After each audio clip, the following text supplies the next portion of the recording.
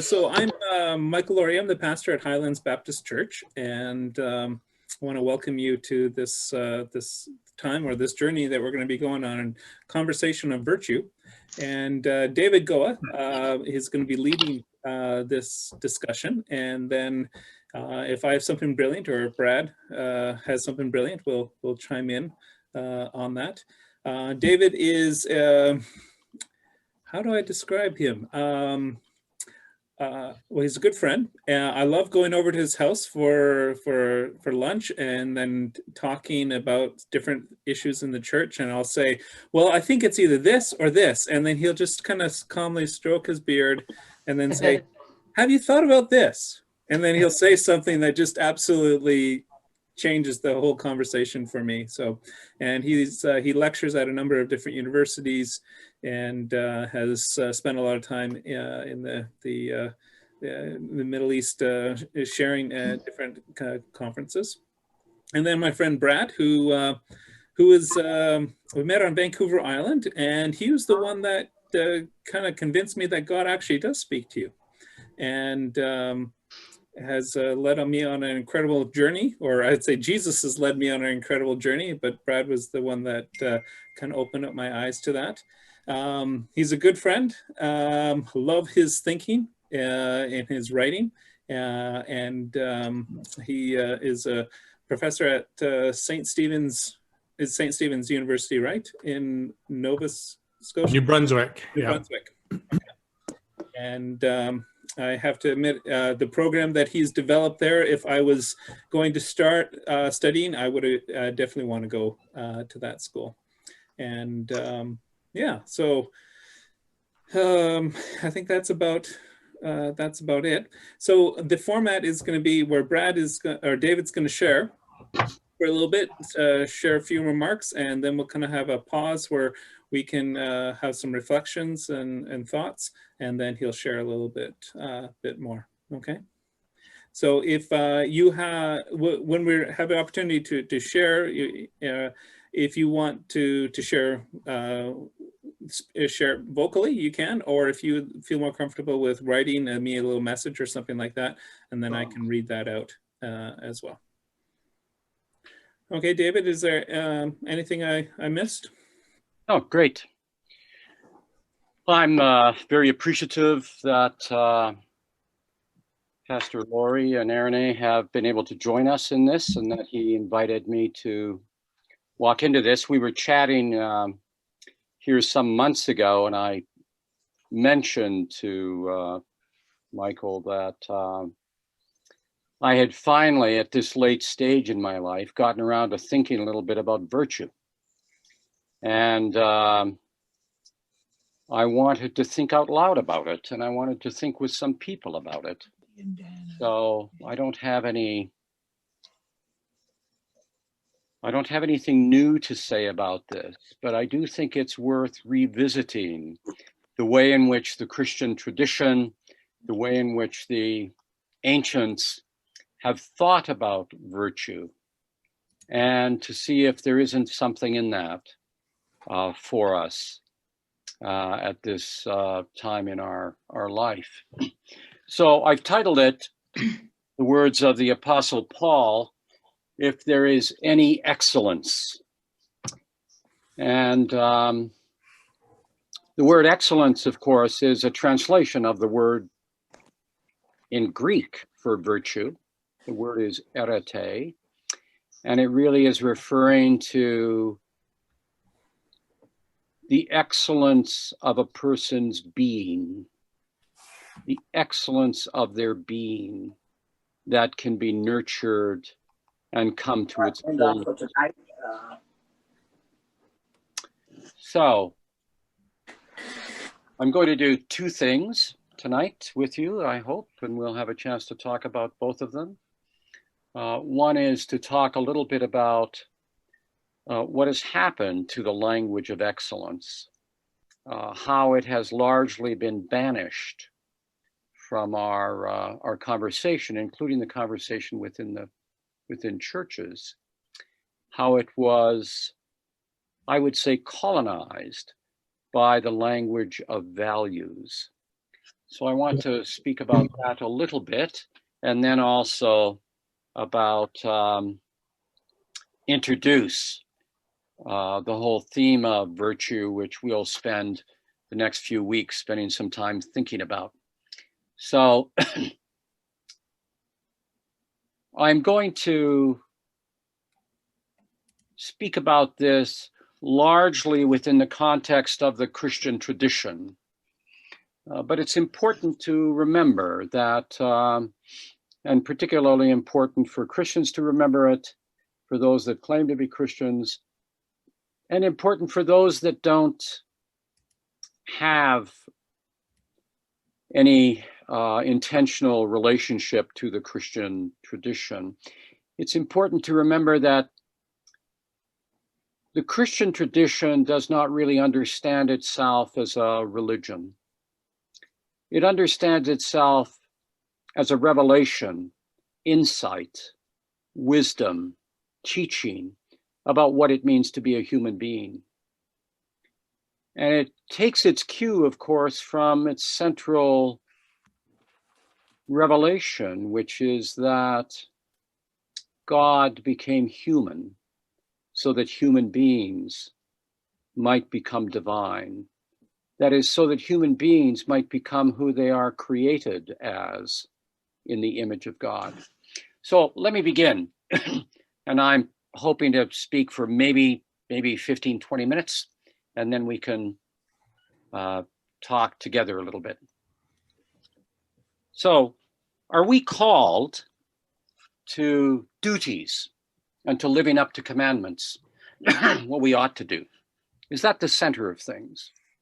Or does the Christian spiritual life speak to us about who we are as created beings, who we are in our creatureliness, and the kind of being that is unfolding in our life, that is continually unfolding in our life, free of regimentation, free of restriction, calling forth the excellence that is within us, as the apostle puts it.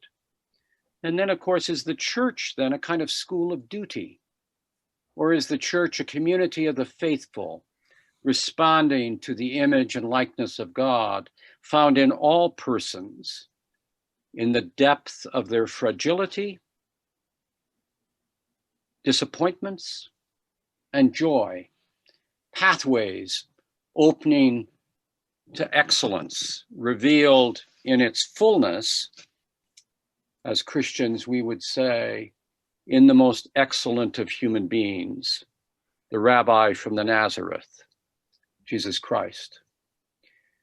So in our initial conversation, we'll consider how values trumped virtues and really banished, I think, you can push back on this, a consideration of the excellent life in favor of a set of moral ideals.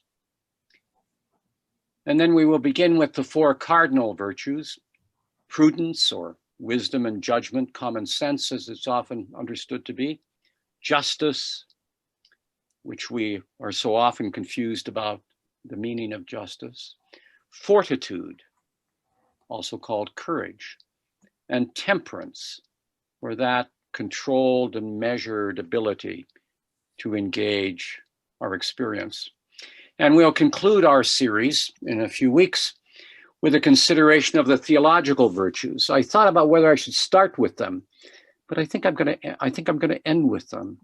The theological virtues: faith, hope, and charity, which are understood in the Christian tradition as gifts from God, gifts that are at the very center of the human nature, even in its broken and its clouded state. So my own thinking about virtue, I suppose, goes back into a few encounters, even when I was quite young. I remember my father, a carpenter, coming home in the early 50s. My mother weeping at the window. It was winter time. There was very little work. He was working for a contractor. A taxi cab pulled up. He got out, took his tool chest out of the back of the taxi cab, And I realized from what my mother was saying that my father had just quit his job. He came in, my mother wept, my father embraced her and said, all things work together for good. And then he told a little story about what had happened at the job site and how another man had been treated in a profoundly unjust way by the supervisor of the job. And my father said to him, no, you cannot do that. You must bring him back or I will leave. So this was probably one of my earliest encounters with the demands of justice and what the costs of that are. And I remember here, my Lord, how long is it ago now, when one of my daughters was in high school and she had come with me in a little field research work I was doing in the Hindu community here. And on the way home, she had read Gandhi and was interested in Gandhi a little bit. On the way home, she said, you know, Dad, I want to go when I finish high school. Maybe I'll work for 6 months and then I'm going to go and live in another culture. I just want to see how other people live. I'll go to university after that. And I, of course, said, that's wonderful. That's a lovely thing to do. And then she said, I think I'll go to India. And I, being, full of exuberance for my daughter and just having come from the sweet Hindu community where we'd spent some time that evening, said, oh, I'm sure you could do that. And there would be people to welcome you and you could get a real taste of the way of life for some of the people in India. When January 1st came, a year or so later, and I took her to the airport, I was full of fear because she was going to India on her own. And I knew about my daughter's courage, one of the cardinal virtues. She was full of courage. All my children have courage. But I thought, oh my, does she have prudence? Does she have prudence? Because of course, these virtues are meant to be held together.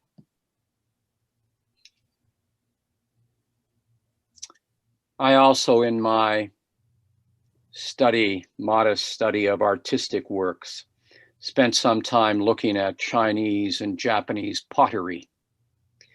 And for the ancient Chinese, a beautiful vase made in the Ming Dynasty or earlier, perhaps 500 years old or more, that those vases, which are still treasured, are understood to be virtuous objects.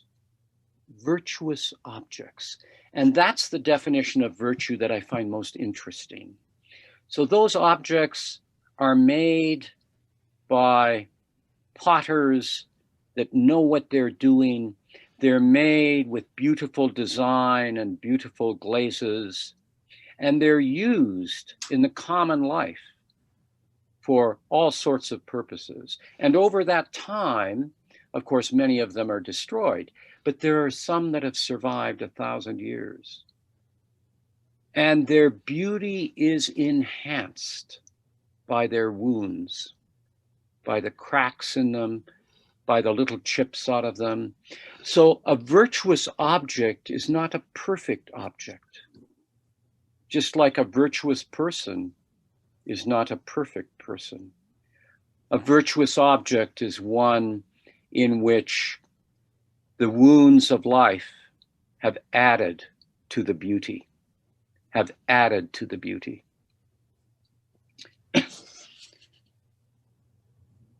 I have some kind of foundational, I suppose, presuppositions, which I want to mention so that you have a sense of where I'm coming from on this.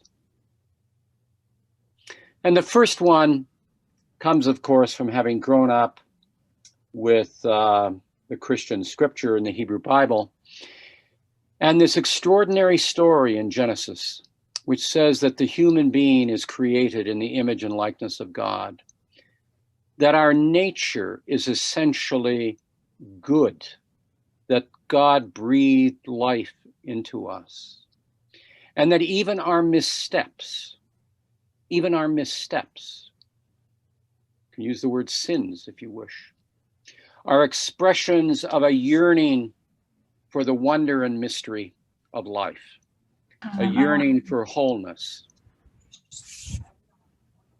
a wholeness which is often just beyond our reach. It seems to me that our natural God-given desires are deeply good. It's only when these beautiful and good desires become detached from who we are and attached to an image of who we think we are that the image is despoiled.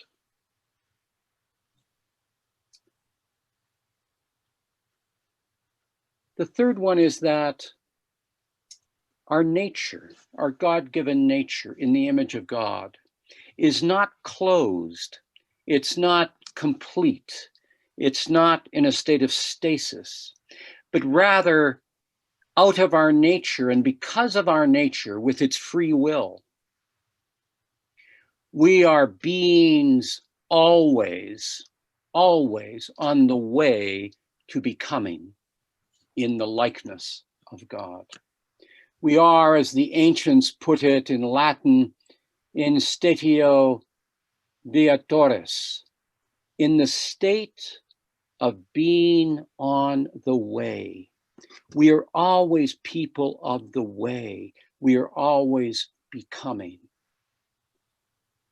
And we are that in our creatureliness.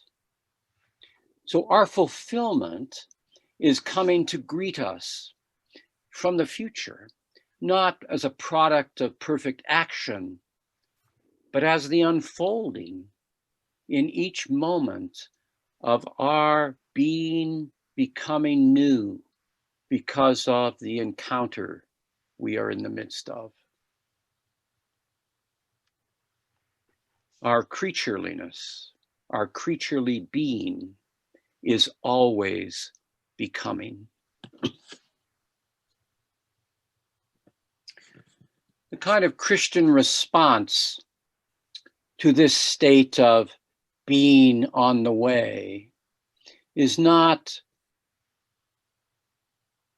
to fall into nothingness, to reject being, to assume there is nothing and no ultimate purpose, but rather it is to be attentive to that unfolding of the newness that we do not possess.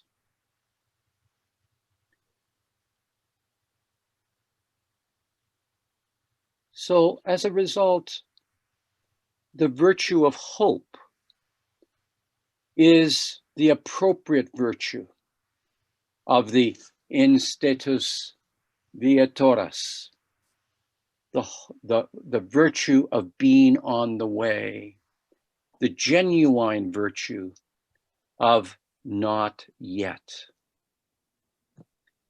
It is in this virtue of hope, before all others, that we understand we are creatures, beautiful creatures.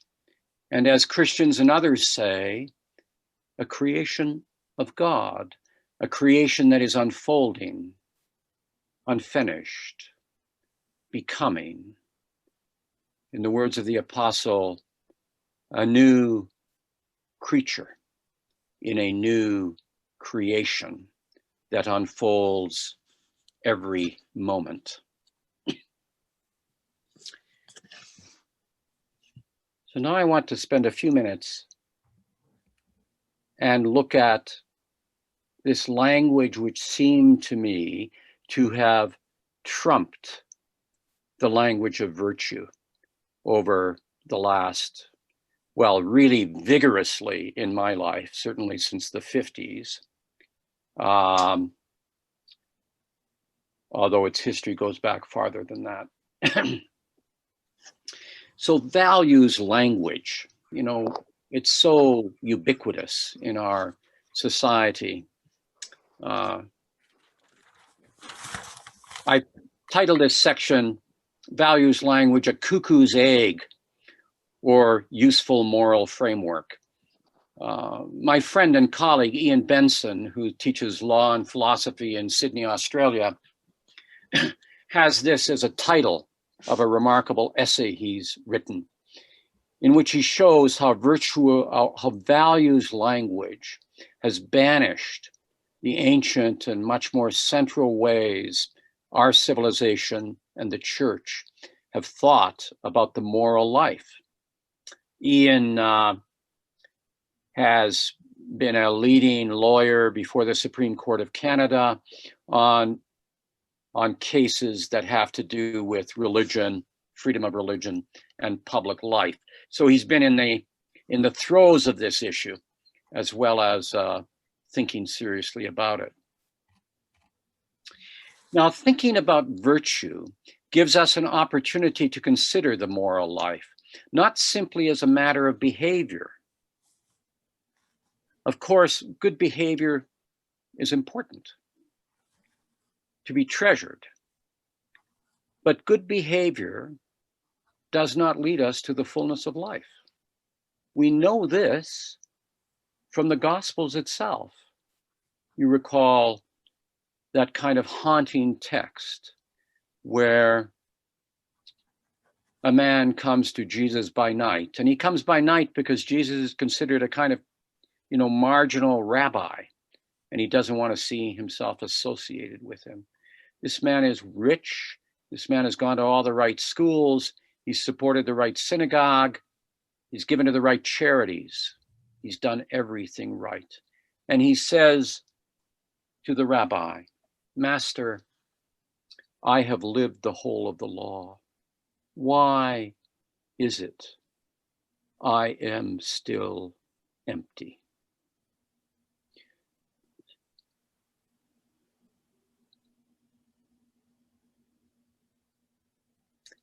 So good behavior is important, but it doesn't lead directly, necessarily, to the fullness of life. For that, we need to think about matters of the heart, matters of intention, matters that have to do with the purification of the mind and the heart. So our way of being and our way of knowing are anchored in what is true and what is real in our common life, not simply in what is right. So values language came forward along with the rise of capitalism and the modern reduction of human beings to being instruments of production.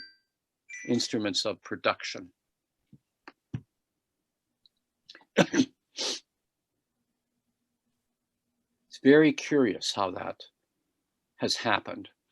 And this was a new doctrine of what it meant to be human.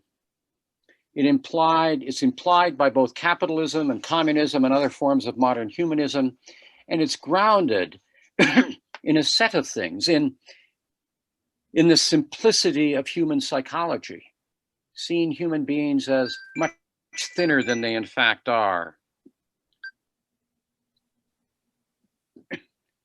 It's grounded in an easy division. It leads to an easy division of people into good and evil. And the supposition that life's meaning is already known, as opposed to life's meaning coming to greet us in communion with others. And the reduction, and this is a key one, and a tragic one, and we see it all around us, the reduction of ethics to politics.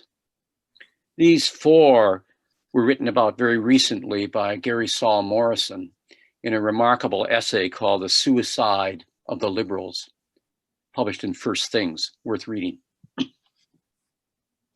So values language, it seems to me, captured the political and religious right and the political and religious left.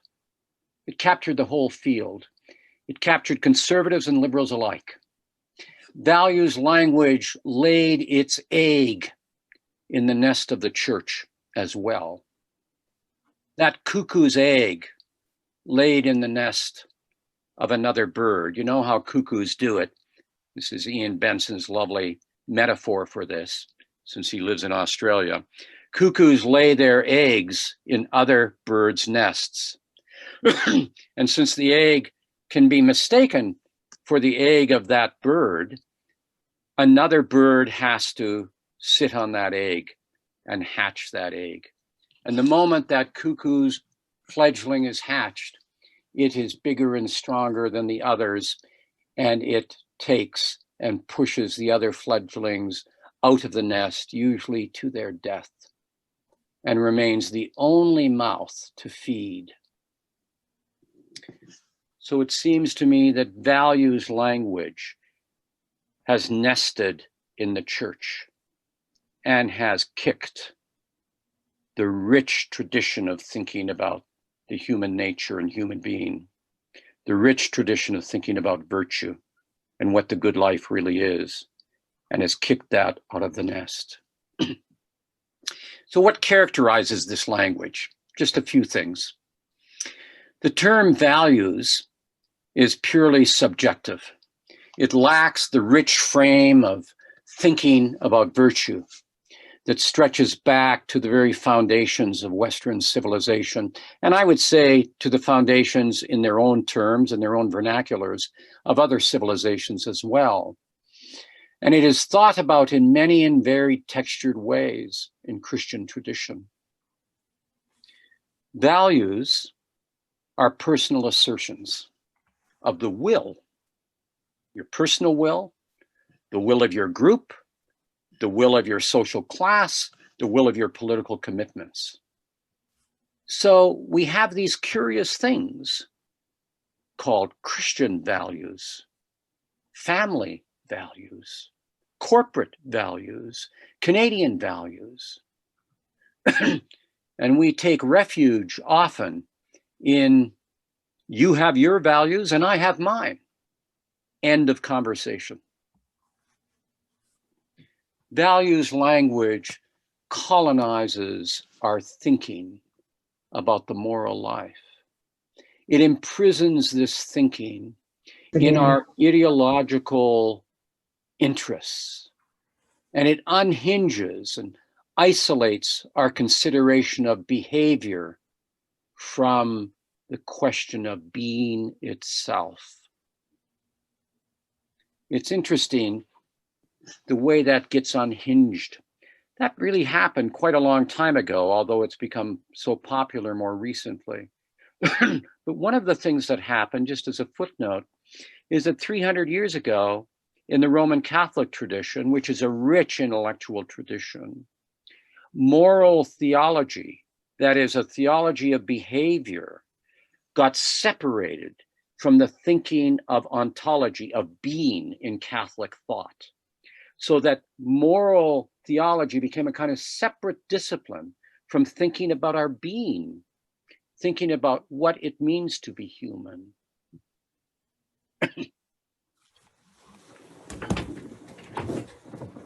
It is because of this colonization of our thinking about the moral life by the values language. That is why we can so easily see some people who do not share our values as evil, and others who do share our values as good. We never see that in the Master from the Nazareth. Within the context of the church, this is particularly odd and problematic, it seems to me. It makes into the community of faithful an ideological and moral fraternity, which I wonder if that isn't actually the devil's church. And the opposite of the ecclesia, the opposite of that gathering through grace, that gathering in wonder and praise for what is growing in our communion with each other and our communion with the divine, the mystery beyond measure. It removes a regard for others as the image and likeness of God, and replaces the stance that arises from such an understanding with a throne of righteous judgment that turns life into a contest between opposing parties. It banishes our ability to listen in gentle and quiet silence, to hear the fragile and wounded heart of others, knowing that there too, even if we cannot understand it, something is struggling, is seeking in and through darkness and often ignorance, and seeking light and a life without fear and desire. That is a condition that Christians claim to have known at one time in their life and to have been rescued from. So attentiveness and presence to the other is replaced by presumption,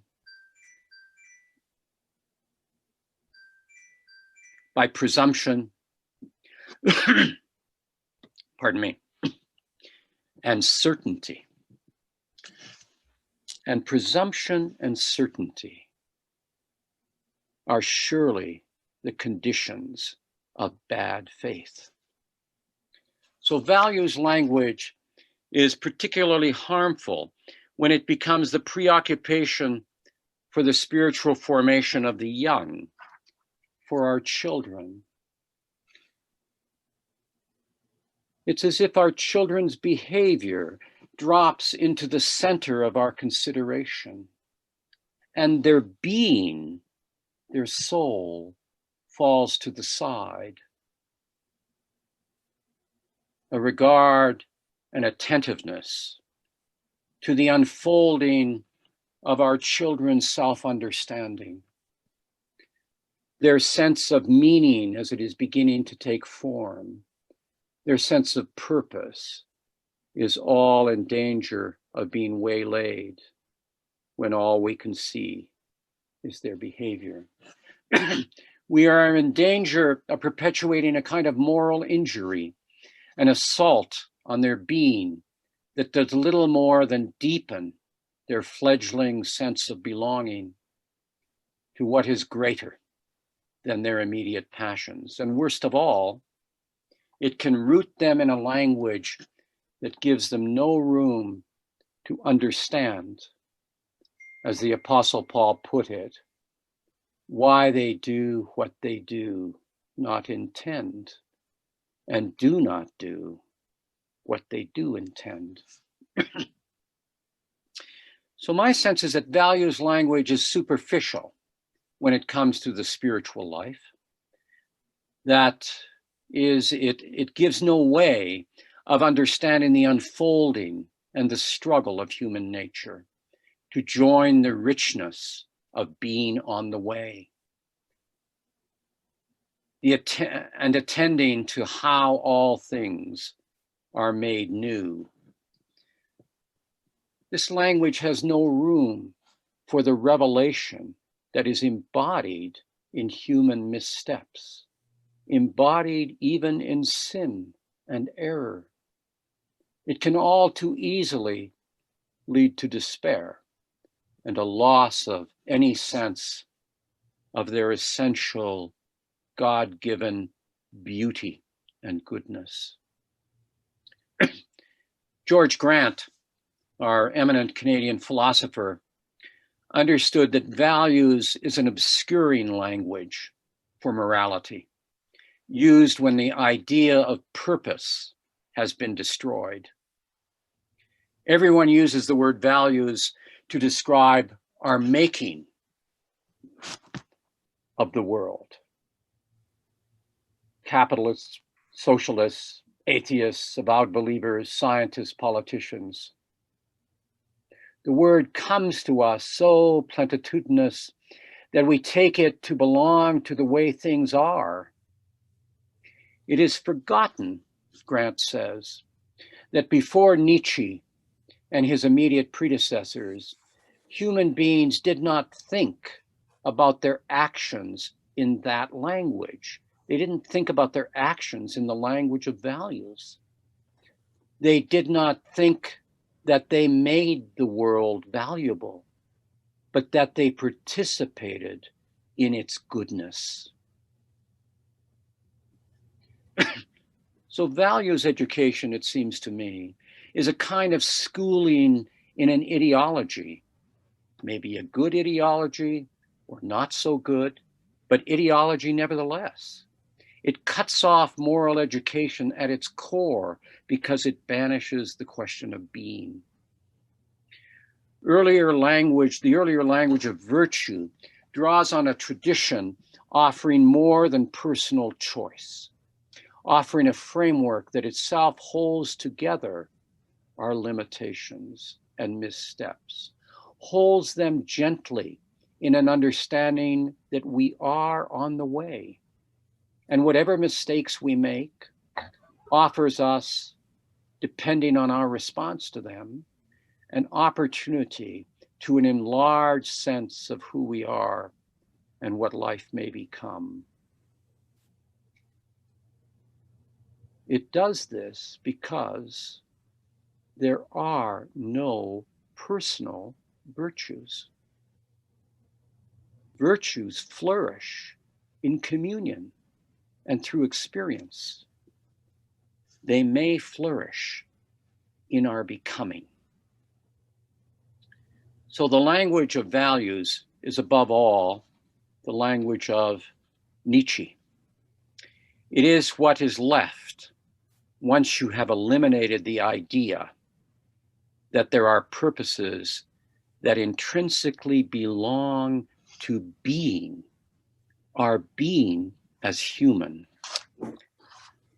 So the question I wish to open with is, what is the purpose that informs your use of the language of values? And what does this language suggest is valuable to you? And also, as with all language, because language shows and language hides, what does it show? And what does it make us blind to?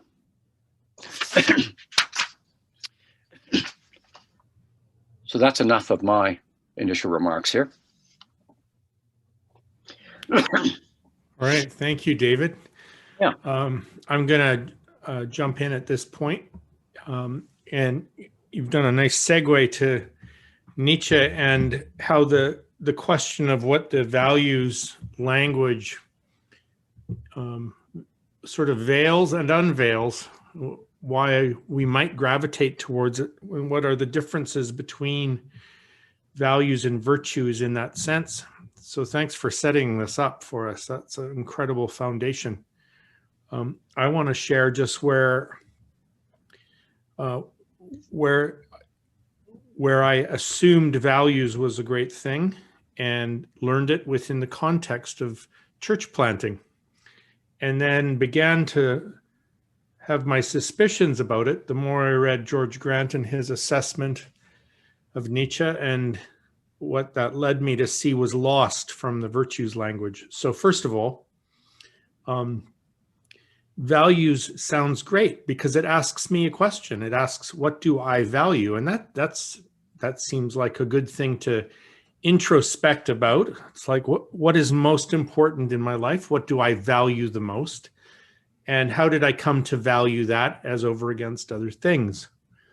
And as you said, it's not only our personal values, but it would be like group values. And so one of the very first exercises that the Church Planting Institute had us do as we were pondering starting a church with the Mennonites, actually, was they said that it's important to look at values before you look at vision, which was a pretty fair thing to do, because most church planters were running ahead on vision with no foundation for what or why they were doing it. But what they called then for was a was a values statement. And so you would write down the things, these are going to be the things we value from day one as a community. It sounded perfect. And then I began to see virtually all the church, the entire church planting movement had this idea of a values statement. And then I began to see it everywhere as I began to construct ours. And you can hear the word there. I'm constructing our value system. What could possibly go wrong? But then I would see it in schools. I would see it in the hospital. I would see it all over the place. And a lot of those values actually did sound a lot like what we might call Christian virtues. Is compassion seems like a good value and so on. But what George Grant pointed out was, just in terms of backing up historically a little bit, the church has this ancient tradition of virtues. In fact, it predates the church for that matter, that virtues come from the outside and from above. Now, they may rise up from elsewhere on the inside, but they're bigger than me. Virtues are something, I will say that virtues are God-given, and they may be God-given at the very level of human being, and they may emerge during human becoming, but I didn't make them myself out of nothing. But the problem in the church was that they lost sight of being the way it really came clear as you were talking, David, that how in losing sight of what it is to be a human being, we reduce things down to behaviors. Mm-hmm. And that's what Nietzsche is reacting against. Mm-hmm. And he's saying, you are imposing external structures on very complex individuals, and that's oppressive. And that was his own experience of the church. And so when he talks about God is dead and you killed him, he's talking about how all the things that we would hope for in terms of the dignity of a human being in the context of a Christian community, that was not Nietzsche's reality. It was about soul-killing moralism. From the top down, from the outside in, from conforming or else, right? So that's what he's reacting against. And out of that, he wants to say, well, that's made for very paltry human beings, and a religion of with a slave mentality, really.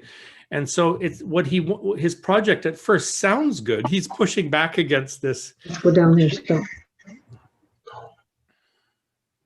He's pushing back against that kind of soul-killing moralism that caused the women he was raised with. His dad was a Lutheran minister who died when he's a child, and they would catch him with an erection, and he'd have to kneel on hard peas for hours as a little boy. That's what he's pushing back against. That's the way in which God had died in the church for him, and he was out of there. So now he wants to do something life-affirming. And what could be more life-affirming than saying, your will be done to people, right? Your will be done, or my will be done. So it's like what you value really matters. But here's the thing is that my will be done, that's self-will. And we tried that once in the garden, and it all went to hell. So here we are talking, and this was so the language of values became the language of self-will and the will to power. And it sounds really good. In fact, you can make your values become your highest moral value is what you want. Yeah. And what we've seen is that in the context of a culture, my will be done ends up looking like whoever is in my way, whatever is preventing my flourishing or the expression of my desires. It is freedom as self-will requires me to remove those obstacles. And that could be an unborn baby, that could be a Muslim, that could be a Jew, that could be the poor who want to move into my neighborhood. And what ends up happening is my will be done, the will to power becomes the monopoly of the most powerful among us. And so that's really weird, isn't it? When we say, if that's what Nietzsche meant by values versus virtues, we don't want these virtues imposed on us from some God out there. You need these values generated from inside of you and your desires. Well, how that played out looks like the 20th century. Looks like 60 million deaths in the Gulag, 6 million Jews in the, the Mao, the Great Revolution was really renouncing the virtues for the sake of what I want and what we want, when we're more powerful than those who would interrupt or become obstacles to what we want. So in that way, it's really brutal. So I want to come back to David with this now and say, all right, so what, right? What is lost when my church planting venture talks about values instead of virtues? When a Christian movement what's the difference? Aren't we just hair splitting over V words here? And David and I were talking earlier on the phone today, and something remarkable happened, practical in our family life, that will illustrate this, but I need David's help to do it. So my son married a Korean woman with particular family values rooted in particular cultural values. And at one point he came into disfavor with her parents, and ultimately she sided with them, and it led to the destruction of their marriage and a real hatred towards him and the threat of never seeing his daughter again. Something along the way happened. His ex-wife had a revelation of the mercy of God. And out of that revelation came a commitment to reconciliation and co-parenting so that he could have a place in the life of his daughter. And everything has turned around. It's a miracle. It's just really, we're so profoundly grateful. And the days he has with his daughter, he can't sleep that night because he's just replaying the joy over and over. And his wife has removed every obstacle for him being a part of the life of the family. When I told David about this, he said, this is the difference between values and virtues. And I'm like, oh my goodness. If it is, this is massively practical, and like in the deepest hurts and the deepest joys of our lives, in our relationships. So David, could I just bounce it back to you? What did you see in my story about my son and this reconciliation with his wife and daughter that illustrates what you're talking about? Well, Korea is a Neo-Confucian society, and Neo-Confucianism is a moral religion. It is a religion of 5 key relationships, which are seen as ultimate values, one of which would be husband and wife, parents and child, your relationship to the emperor, your relationship to teachers, and what have you. In that framework, when there is a breaking of the proper model, which is what you've described, their marriage fell into some kind of difficulty, and so there was a breaking of the proper model. There's an ideal there, and there's a breaking of that ideal. When that ideal is broken, there is a banishment that occurs, an estrangement that occurs. And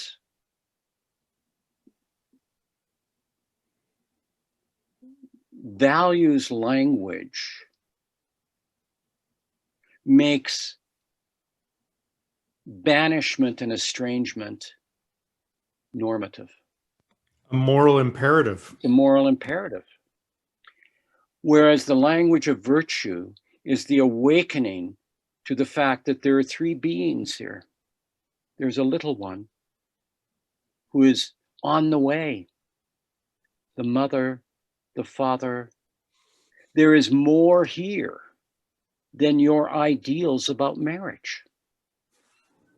There is, or honoring parents for that or matter. honoring Right? parents. There's much more here than that. It's not that you shouldn't honor parents. It's nothing like that. But it's in a different register. It is glimpsing the wonder of the being of that little girl and of their own suffering, and coming to a place of saying, I'm going to hold the pain. I'm going to hold the pain with some hope that life will be drawn from what I thought was only death, the death of the relationship. So it struck me as a very vivid example of the different stance when you are on the throne of values, or when you are in the face seeking to be present, to being. So virtues, as I tried to illustrate with my comment on the Ming vase, virtues is not about purity. It's not about how we usually think of perfection. It's about beauty. It's about the fact that there can be beauty and integrity with the struggle, with the missteps, with the sin. There's always a redemptive path with the virtues in that sense, and that's why you're describing exclusion and exile is very important right now in the culture wars, because on the right we've had purity culture, which was very retributive, would exclude and exile those who'd broken the purity codes of the of those on the religious right, especially. And now we're seeing the mirror reality of that on the cancel culture of the left, where it's like there is so, and what can happen is that what you did 25 years ago, when that comes to light and it is exposed, then you're expelled and you're canceled.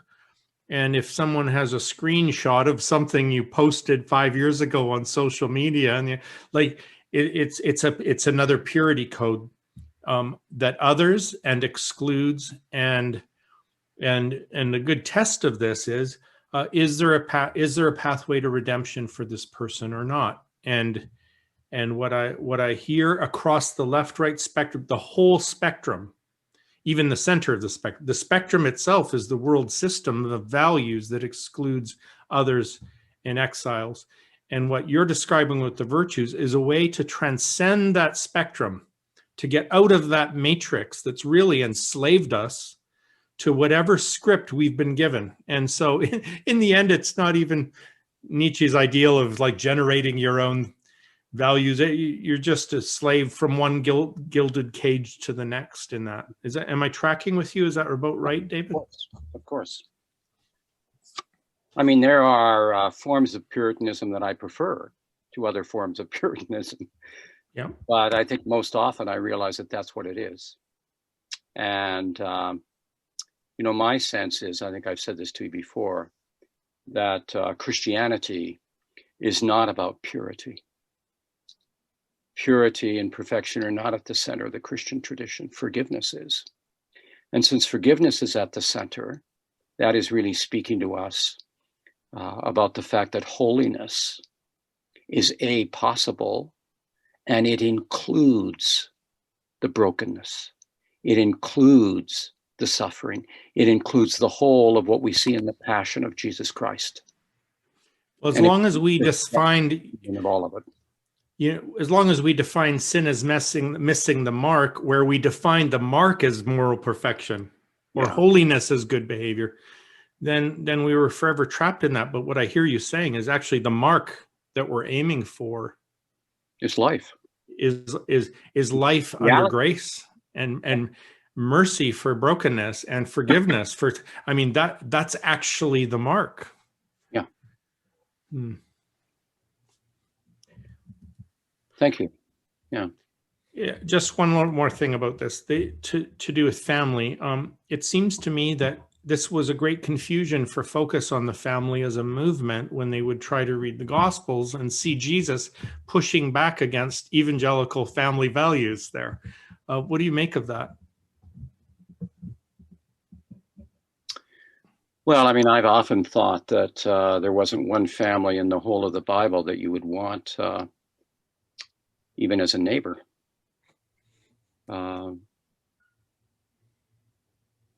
The family in the Bible was never the 50s family of Leave It to Beaver.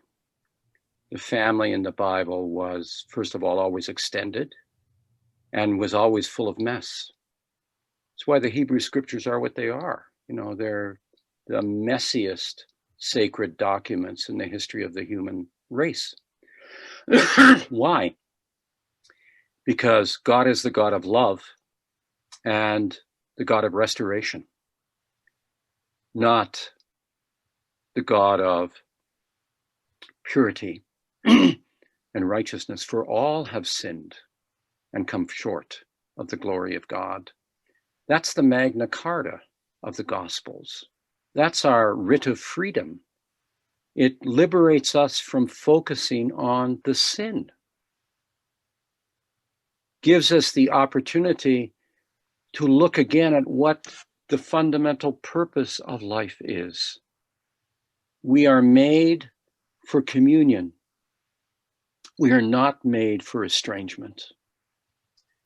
And that communion is always humble and always includes the brokenness and the missing of the mark. That's why in the Christian tradition, the pathway to salvation, to healing, to rescue and healing, is the pathway to what we call transfiguration, to seeing the figure of the world differently, so that it includes all this and it sheds light on it and it brings peace to it. As long as we stumbled through Christianity as moralism,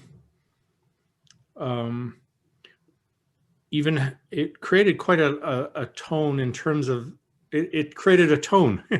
So I remember as a little boy growing up in a context very much about behavior, where part of our gospel message was Romans 3:23. And it was sort of like, for all have sinned and fall short of the glory of God. That's the tone, right? And I remember our friend Andrew Klager one day saying, you know, there's another tone you can read that with. It's like, and you got to keep reading though. So it's more like this. Well, everyone sins. Yeah, that's like Paul's tone there. Everyone sins and falls short. Like what? Or is someone shocked here about that? But all are justified freely by his grace through redemption that comes in Christ. That's the punchline of the verse. And we had picked up on the first half of it because I think it served our moralism, but it also served to drive people away from the life of Christ, and which is really, truly tragic. And then to say, okay, well, I don't like that, so I'm going to do my own, I'm going to pick my own values. Thank you very much. And my own values don't treat people who disappoint me very well. And you usually don't. They don't give you much to work with. No. Yeah. What's his Michael, you want to jump in? Yeah, I just wanted to pick up actually on what you were saying there, Brad, about tone, and just something also earlier that you said, David, about talking about us being like becoming divine, and I know for some of my people in my church that will be an evangelical hurdle for them to kind of unpack what you mean there, but I believe what you mean is that becoming our true identity is made in the image of God and taking on reclaiming that identity. And it's interesting that how you're talking about that virtue life of pursuing the virtuous life, pursuing these different virtues, and yet the tone definitely in the Protestant tradition has been like, I mean, Martin Luther would describe this as snow-covered dung, right? And so that, again, that tone of no value, worthlessness, and so on. And I think it has really distorted the pursuit of life, and reduced it to something more of a again, of that values and that moralism. Yeah, it was a mistake. Nietzsche's mistake and the church's mistake was to think that these virtues were coming from as external forces conforming you, when in fact they emerge from the life of Christ within you. They're more within you than the values ever were. Yeah. So, and what we mean by becoming divine is nothing other than that the life of Christ is emerges from your life. So 2 Corinthians 3:18. We all with unveiled faces behold the glory of God that transfigures us from glory to glory into the image of Jesus Christ. Mm-hmm. So that's all I want to say. That's all we mean, but like that's everything. I mean, we are being transfigured by the Holy Spirit from glory to glory into the image of Jesus Christ from the inside. And what will that look like? It'll look like these virtues we're going to discuss. Or we might say it another way. We could say it will look like the Beatitudes embodied in a human life, right? And that transfiguration is through your experience. Mm-hmm. It's through the struggles in life. It's through the missteps, the sin. It's through it. It's not just a covering over of that snow of imputed righteousness that isn't really you. It's your existential experience of, is that what you're saying, David? Yes, yeah. So I mean, Luther, he was my first hero. So, he had a terrible, terrible struggle. And what we see in his writings when he says that isn't to be taken as theology. It's confession. And just like it is in Augustine, in my judgment, and in so many others, it's a confession about how he sees himself, because he is so wrought up in his own unworthiness. But Luther's spiritual father, Staupitz, after listening to Luther's confessions, which would go on for hours over a few years, finally said to him, "Brother Martin, you think God is angry with you. God's not angry with you. You are absolutely furious with God." So this kind of spiritual transference is a common phenomena, and often, particularly in where moralism takes over. I mean, there's a reason why we see so many of the great moral preachers on television and what have you get caught out in their life. It's because this is a cover story. They don't want to deal with their wounds and their struggles and engage in the spiritual work that is necessary for that. Could you just define for the people who are listening the difference between moralism and morality? Because we're not saying that morality is a bad thing, but you're talking about an ism here that I think not everybody is necessarily familiar with. Yeah.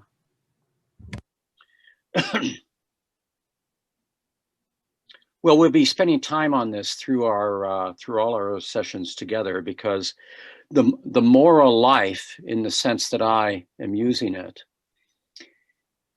is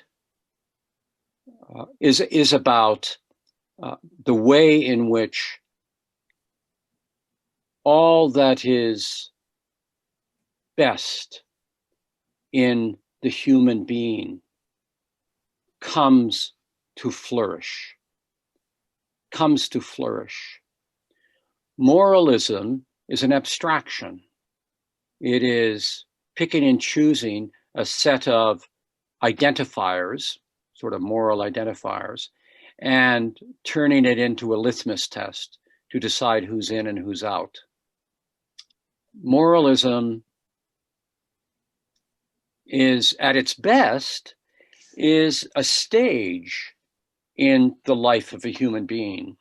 So those of us who have been parents, we're quite moralistic with our children, and we ought to be. We need to be that while they are growing, so that they don't despoil their life before they reach any kind of maturity. So I've often said that, you know, moralism is actually to faith what a condom is to procreation. It will protect you, but there's nothing creative in it. So moralism is always a protective, in the way I'm using it, is a protective shield. The tragedy is when you think that's the spiritual life. It's the moral life is essential to a flourishing and maturing spiritual life. But moralism foreshortens it and deceives us into thinking, as the rich young ruler did, all I need to do is what is said to be good to do and to live up to that code. But he discovered, of course, that he lived up to the code, but he was still empty. He still was incapable of entering into communion and into the presence and the glory of God with other human beings. One of the comments I also want to make as a pastor, and hearing you talking about values, is as a pastor hearing incredible people in the church who feel that they have failed, and so they don't see the value in themselves, or particularly if they are getting older and they're not able to do what they would like to be able to do, and they say, well, what is the point? What value can I offer to the church, to people, and so on? And what I like about what you're saying about the pursuing the virtue is it's not, you're not a commodity, you're not a cog in the church, that your job as part of the church body is to produce these type of fruit or so on, but it's that pursuit of virtue, of the virtuous life, which is the desire, or the goal, or moving, or the Holy Spirit working within us to transfigure us.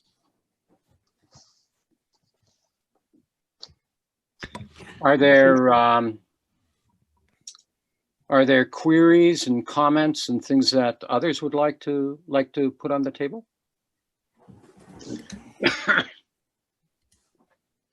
Michael can unmute you. If you have a question, I guess the best way would be is for you to raise your hand. All right, Cor, can you unmute yourself, Cor? You're not unmuted yet, Cor. Cor, can you unmute yourself, please? I can't hear you. You're still muted. There you go. I'm a professional engineer who became a manager, and when I became a manager, you went sent to a course where you had to learn how to manage people. And I have discovered that there was a time that apprentices were trained and worked together with masters, which was a relation. There was a time that universities were to change the people, not to necessarily learn a job. And so, as manager, I was asked to have evaluations of people based on their performance. And the key argument was always, can it be measured? Because now it has become a value which can be measured. And what can be measured? Almost nothing but dollars and quantities of production. And somehow or another, I think about these things when I hear about the difference between values and what was the other word you used? Virtues. Virtues. That's in the same subject, I believe. That's beautiful. Yes.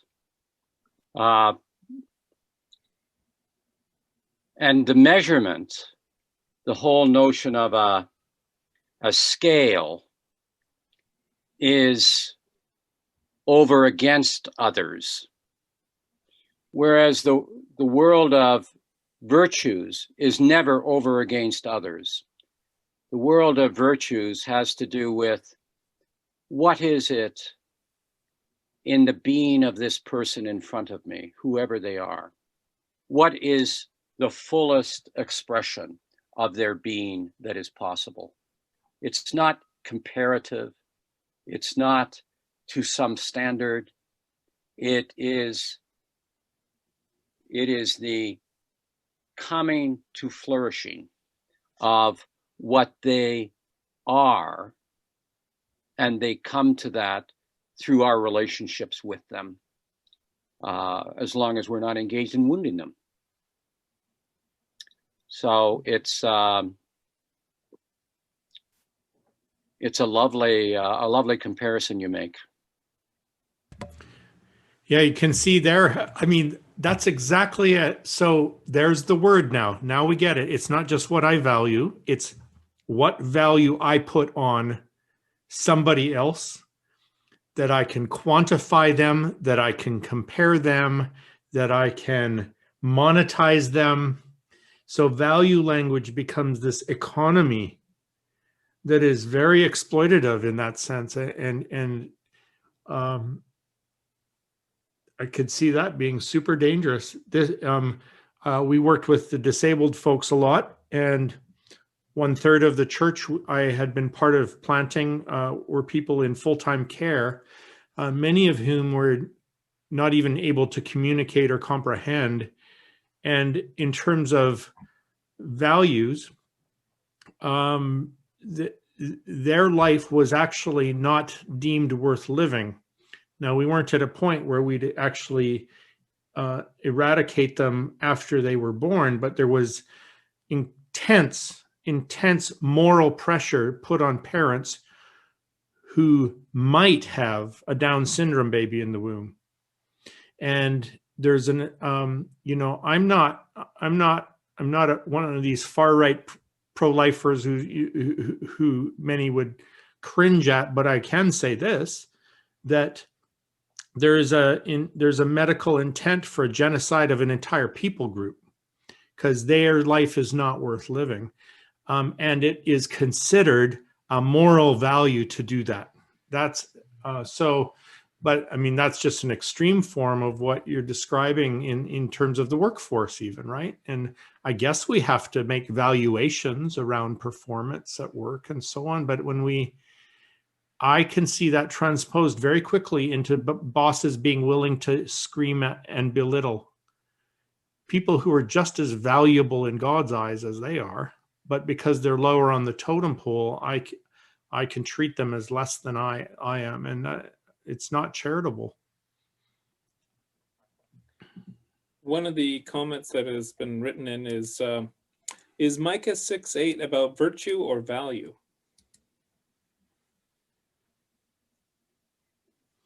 So Micah 6:8, he has shown you, own man, what is good and what the Lord requires of you, but to do justice, to love mercy, and to walk humbly with your God. So there we are. So it's not do whatever you want to do. It's not generate your own set of it is a requirement from heaven that he has. But again, not just external, it's how he's made us. This is what it is to participate in being, I think. What do you think, David? I'm very, very interested in how one comes to be able to walk humbly. How does one come to be able to love mercy? In my case, it was failing. That was the only way. Yeah. Experiencing mercy in my failures, and Yes. the humility of seeing how much I'd harmed people and yet not been punished. And harmed people with the things that you thought were good, Yeah. right, were truthful, were the source of their salvation.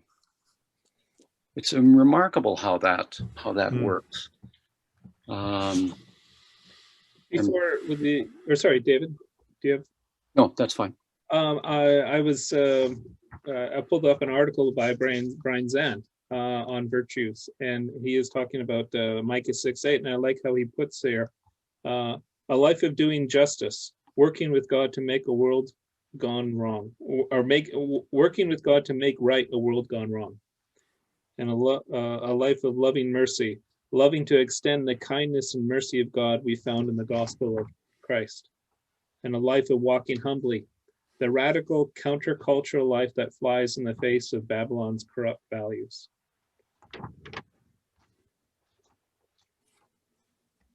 And Zond is very careful there. Do you hear he's using virtue and values? He's a student of Nietzsche as well. He knows what's going on there. That's very good, helpful. Sorry, I interrupted someone. Who's speaking up?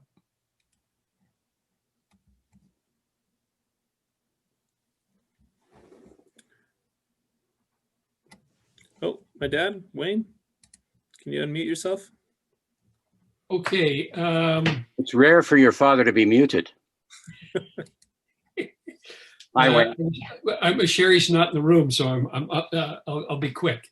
The cultural wars that Brad talked about, I mean, they're paramount in our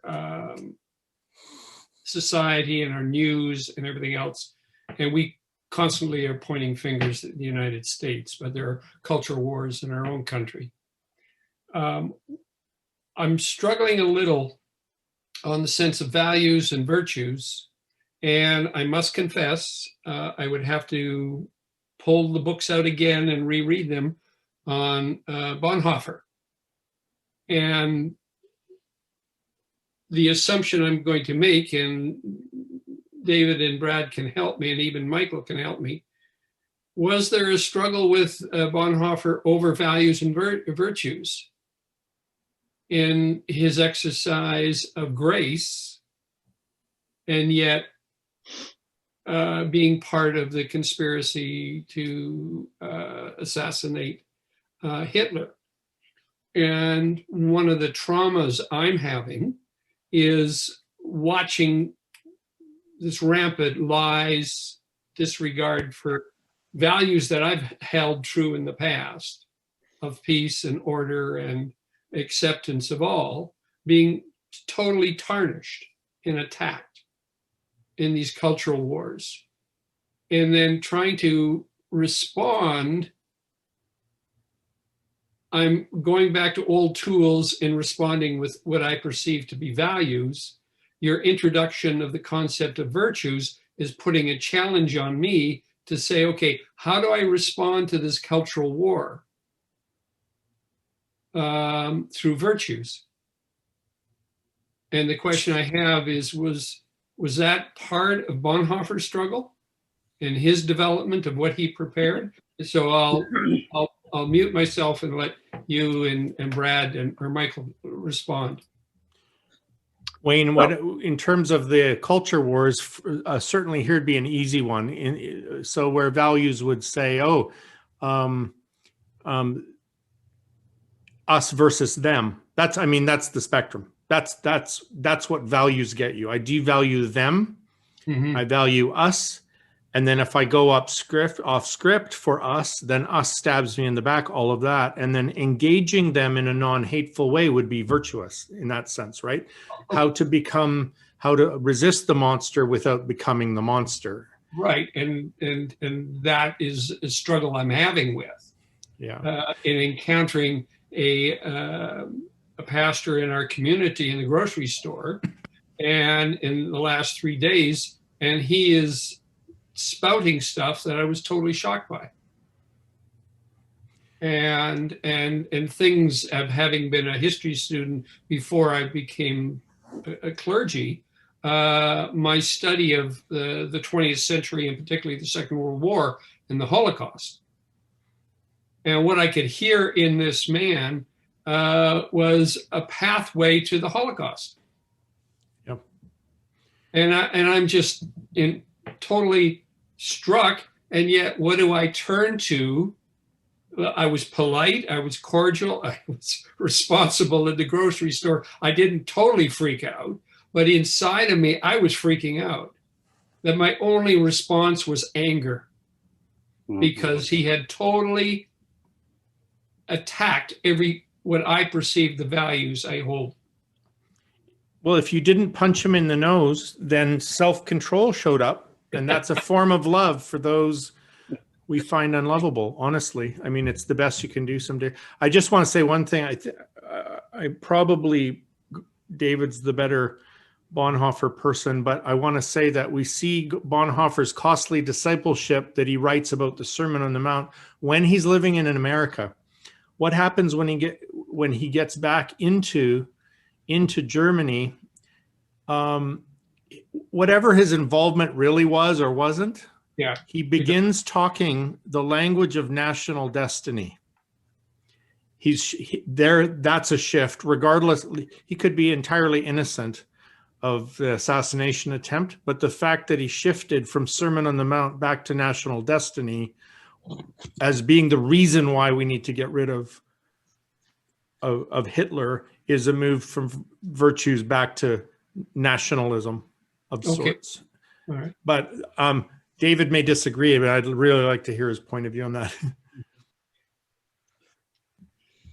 Well, what strikes me is that we pray in the Lord's Prayer,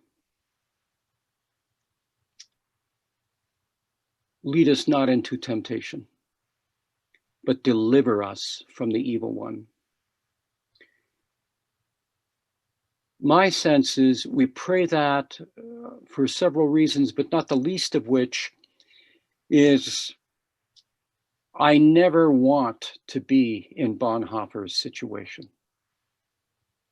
where life has been so despoiled that all I have is values.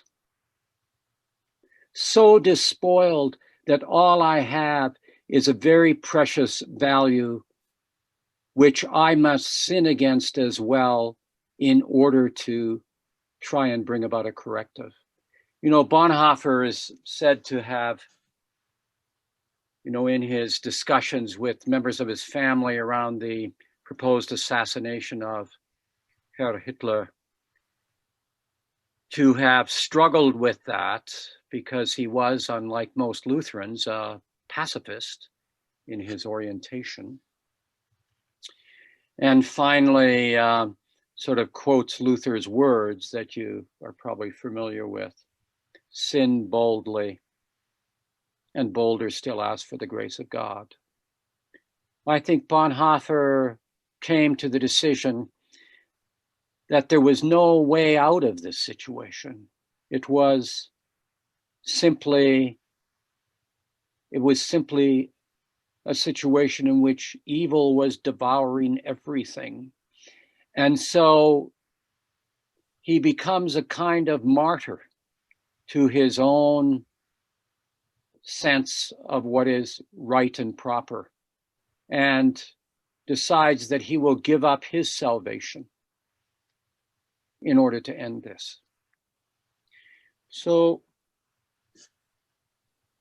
are there situations in which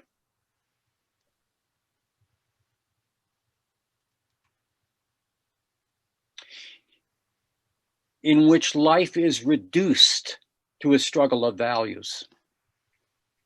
Well, I think they do exist. I think they're rare, but they do exist. And the cultural wars is not one of them. The cultural wars is a profound misunderstanding about what constitutes our political field and about what the role of the Christian is in the public square. I mean, it is utterly amazing to me that in the way in which the cultural wars have unfolded in Canada and in the United States, I have no idea where the people who claim to be speaking for the Christian faith, I don't know where they have buried Christ. This is the thing with Bonhoeffer, is he was opposed to a system that, to a man who had come to power through the church. You know, we're like, what do we do when there's a basketball-sized goiter on the side of your neck? Well, I don't know. You'll probably end up dying. But who voted that goiter in there in the first place, right? And so this is where history is now repeating itself, where we're like, well, I don't know about Hitler, but I do know this. How's this whole thing of wanting a strong man, for example, and then turning the other way as long as it's to my benefit? One of my friends and mentors, Peter Bartel, he's a Mennonite pastor, retired now, but he was a boy when Hitler came to power. And as Mennonites, they saw him as a hero because he stopped the bank from foreclosing on their farm. And so I guess he can't all be bad. He saved our farm, right? And this enabled them, with the exception of Peter's own family, which became part of the non-violent resistance, but they had, I think it was 14 kilometers away, they had a death camp. And the Christians quietly turned their eye away because, well, you know, he saved my farm. And so this again is like, what's your values at that point and what's your virtues? Well, my value is to save my farm. Doesn't matter if the guy's a bit of a nut job, right? And this feels like it's repeating itself ever more rapidly today. But again, because of who? It's like often it's the church actually driving us to the very thing that will create the destruction. And in that act, absolutely no courage. And where is faith and hope and love in turning away from the death camp? Yeah. Yeah. I mean, that is, you become a fellow traveler with the servant of darkness. Yeah.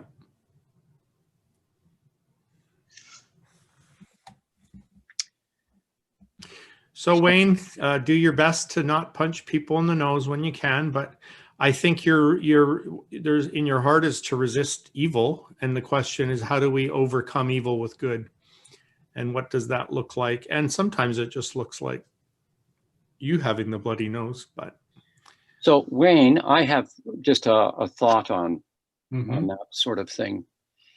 I have thought for a long time that, just as based on my own field research work in religious communities, that there are cult leaders. Cult leaders are often sociopaths or psychopaths of one form or another. And I try to not write anybody off. So I pray for their salvation as well. And to what extent I engage them, I hope I do that with an attempt to reach in. But I've become convinced that, well, you can't often change the mind or the heart of the cult leader. Those that gather around the cult leader don't have the same depth of the disease. Okay. So the problem is to exercise temperance in not responding. Mm-hmm. Exercise courage in inviting them to come and sit and have a glass of wine or a beer or coffee, and to do some serious listening to them. Because what is behind it? What prompts a person who is a minister, who presumably reads the Gospels, who presumably prays, who presumably has himself gone through the valley of the shadow of death, who presumably has met Jesus Christ. Mhm.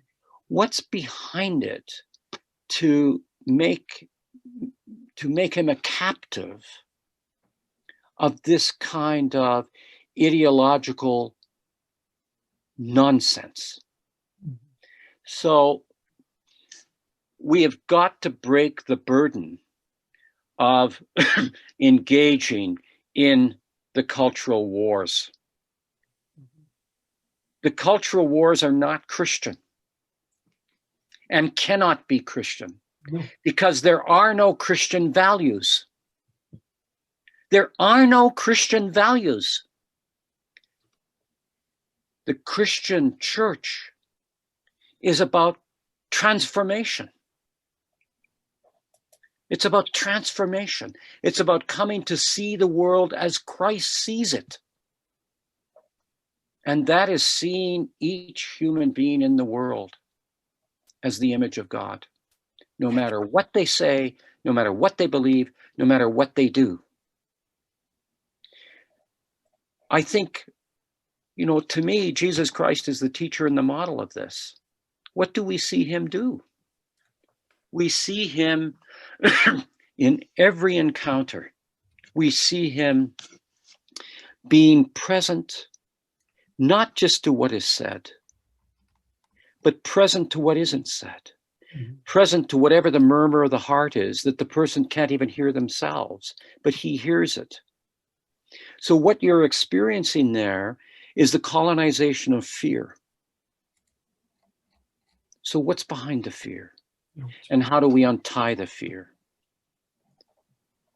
So we'll speak about this more when it comes to the particular virtues, but certainly a kind of temperance, as you showed, but also the courage and the faith that called into a conversation, committed to deep listening, and it may take weeks.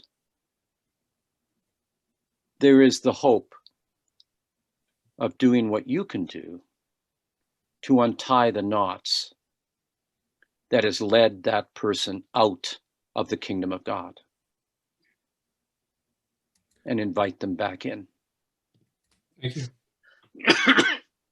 Well, it's 7 or 8:30 our time, or 7:30 your time, and I want to draw things to a close here and to respect the people's time. And I want to thank David for your thoughts, and Brad for your thoughts, and for the contributions by everyone that came here.